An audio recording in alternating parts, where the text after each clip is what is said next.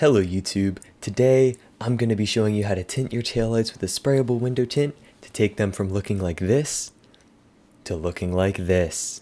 And it's pretty simple too.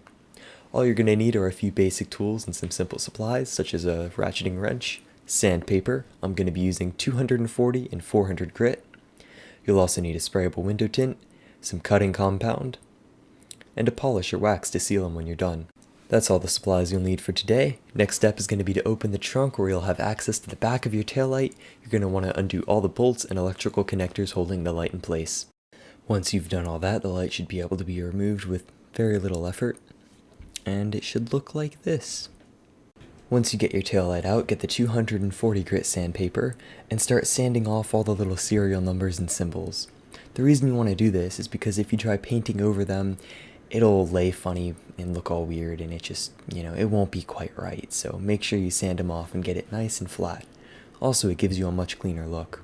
After you're done sanding all the serial numbers and deep scratches or blemishes off with your coarser 240 grit sandpaper, you're going to want to get the 400 grit sandpaper and go over all the areas that you're going to be painting to remove all the scratches from the coarser sandpaper, and also to provide a nice, somewhat scuffed up surface for the paint to adhere to.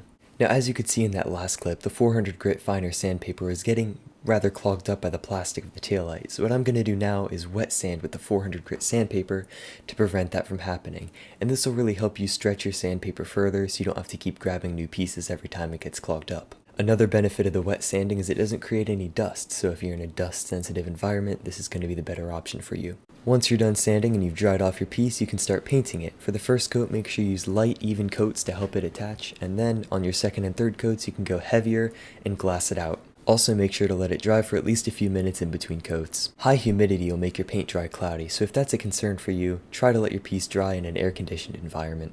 Put a cover over your paint so no dust can settle on it while it's drying. And here's our finished product after sanding, painting, compounding, and waxing. It looks great. Now I'll show you that even with this dark tint, it's still not too dark for our blinkers and brake lights to shine through. Here's the blinkers, and here are the brake lights. Thank you for watching. Please like and subscribe.